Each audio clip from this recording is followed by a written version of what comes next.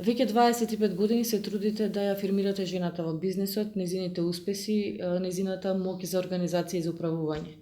Од каде мотив дека токму на жената е потребна афирмација и дали сте имале конкретен пример на дискриминација токму поради родова нееднаквост? Да, идејата е стара, рече си 4 век, тоа беше почетоците на трансформација на нашето општество, на премин од државно стопанисување кон капиталистичко, приватно и пазарно стопанисување, кога беше храброст да се направи еден исчекор жената да влезе во приватниот сектор. Некако тој период се совпадна и со моите идеи да направам собствени проекти и да се борам. Имав можност, работев и тогаш во делот на маркетингот, да се сретнам со сериозни жени кои што го правеа тој исчекор, да ги слушнам нивните приказни кои што беа инспиративни, а исто така сватив дека тоа се совпаѓа со проблематиката и проблемите со кои што јас се соочувам кога сакаш да направиш собствен проект приватно да го изградиш, и сето тоа ме инспирираше дека жените заслужуваат да бидат наградени, заслужуваат да им се оддаде почит и признание, бидејќи навистина е тешко со оглед дека во најголем број случаи нашата жена е поврзана и со семејството.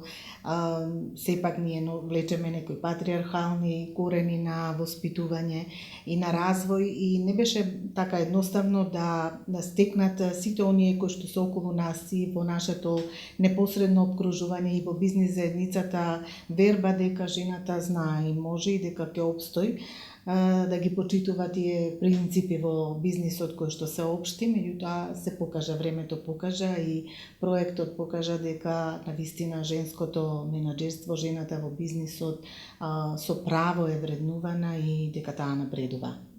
Има ли некој конкретен случај каде што сте се соочиле со дискриминација токму поради тоа дека сте жена? Некој конкретен случај, некој да не сака да соработува бидејќи сте жена, бидејќи не верува доволно во вашите квалитети? Па сега не, меѓутоа на почетоците имаше, такви случаи каде што кога ќе го представев мојот проект, некако со скепса се гледаше на тоа, така да ми требаше доста време за да почнам да убедам дел од таа бизнис заедница во која што преовладуваа мажите дека тој проект може да обстане целосно и како идеја и финансиски. Така да и јас лично се среќавав, а и познавав и многу други такви приказни каде што се говореше дека нема доверба во тоа дека жените можат да водат успешно сами бизнис. Постојат многу такви примери, мислам дека и денеска се среќаваат, иако многу помалку за среќа, во денешното наше бизнис обкружување. Со години ги посочувате жените како рамноправен борец во машкиот свет. Сметате ли дека се уште има случаи каде жените и мажите работат на иста позиција, а се помалку платени од мажите? Во нашето општество е помалку застапено. Сепак ние имаме една традиција од времето на социјализмот кога жените биле рамноправни, и сите земји кои што гравитираат од тој социјалистички блок имаат поголема рамноправност и по однос на можностите да ги вршат сите функции рамноправно со мажите и на тој начин да бидат и рамноправно платени, но сепак тоа се случува. Имам информации за такви дискриминации, но сепак не се тие толку чести. Мислам дека во другите општества кои што имаат други традиции се тие многу поприсутни отколку кај нас. Лани во Белград ја добивте престижната награда најжена на 21 век, што е во најмала рака огромно признание. Дали тоа направи да се почувствувате како борец за родова еднаквост, например од калибарот на Роза Луксембург или една Клара Цеткин? Во таа насока можам само да зборувам дека се работи за проект кој што е стар, 4 век. Во рамките на еден животен и работен век на секој човек, тоа е голем период да одвоите за било каков проект, особено кога се борите за некаква еднаквост за права. И од тој аспект, и од аспект што регионално добив награда, во бившите ју простори бев рангирана во делот на маркетиншки проекти и проекти од тип поддршка на жената во бизнисот, бев рангирана меѓу компании од Словенија, Србија, Босна и Македонија. Јас ја добив наградата и беше констатирано дека нашиот проект во Македонија, ваков како што го работиме приватен, е најстар на Балканот. И само од тој аспект можам да бидам горда и да се сметам за борец за женските права на овие простори, на балканските простори, а секако дека битката што е започната уште на почетокот на минатиот век е многу пореволуционерна и таа се уште трае и ќе трае, бидејќи процесите за напредок на женските права одат доста бавно. Затоа што гледам дека некои други процеси во однос на други права во последниве 2-3 децении одеа многу побрзо и одат многу побрзо во однос на тоа како го гледаме развојот на жената рамноправно застапена во областа на предприемништвото, во областа на менаџирањето. Сметам дека тие процеси треба да одат побрзо, иако декларативно ние сме демократско општество свртено кон европските вредности, меѓутоа сепак онаа наша традиционалност и патриархалност е длабоко вкоренета во нашето секојдневие и се прават кочници на тој пат да жената целосно се реализира како комплетен субјект, не само како семејна жена, туку и жена на која може да и се даде и доволно време и простор да се реализира како успешна во делот на предприемништвото и менаџерството. Ги препознава ли македонското општество заложбите на жената да создаде еден поубав и похармоничен свет? Одиме ли напред по тоа прашање? Па секако дека ги препознава, има голем напредок, значи ние сме се повеќе демократско општество, свртено кон тие европски вредности, дадени се многу можности, особено во делот на женското предприемништво, зборувам за бизнис сферата, но мислам дека треба да ги следиме и стапките на развиениот западноевропски свет, каде што и со загарантирани квоти е обезбедено позицијата на жената да биде на одлучувачките места во економијата. Така да во таа насока треба малку посилно, поцврсто, категорично да се бориме, за да навистина тоа и се случува. Инаку сметам дека напредуваме и тоа како во делот на женските права. Што треба да направиме како народ, како земја во борба против родовата нееднаквост? Мислам дека секој напор што го правиме, независно дали е тоа ваков независен проект како што е мојот, има многу такви. Напорите што ги правите вие како медиуми, сите тие се по едно зрно во мозаикот. Сите ние треба многу да вложуваме секојдневно, да се работи континуирано, да се работи постојано и да се работи перманентно за да се постигне таа битка да биде успешна во делот на родовата еднаквост.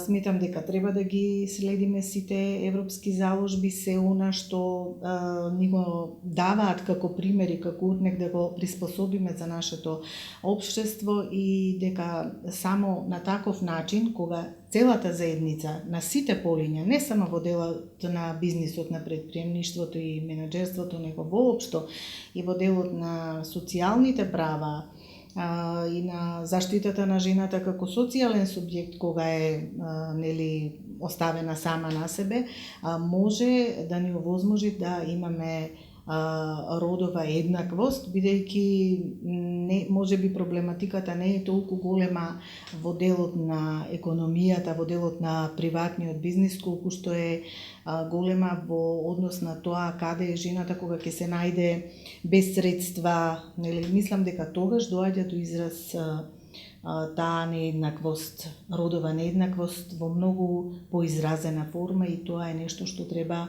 вистински да не загрижи и кон тоа многу повеќе да бидеме насочени.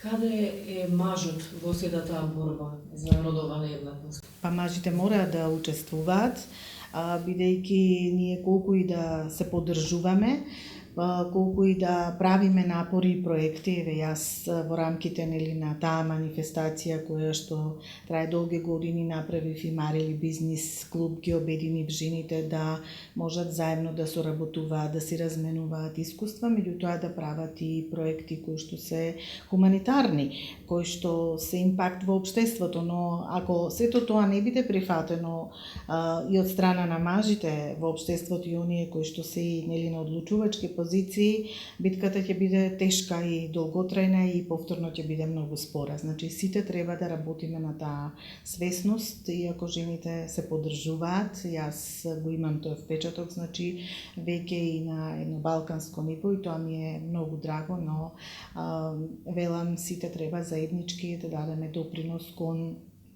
таа борба за нееднаквост, која што за еднаквост, значи против нееднаквоста, која што ќе ни овозможи да се декларираме како навистина европска квалитетна заедница за живење за сите подеднакво во нашето општество. Хрватска има жена председател, Србија жена премиер, Косово доскоро имаше жена председател. Подготвена ли е Македонија да има жена председател или премиер?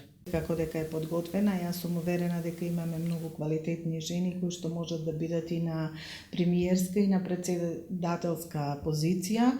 Јас лично одамна сметав дека од таа плејада на изворедни жени менаџери што биле во изборот, сигурно дека можеме да имаме оперативен премиер, почесен председател, верувам дека не е далеку мигот кога и ние ќе можеме да поставиме жена личност која би била премиер или председател во нашето општество.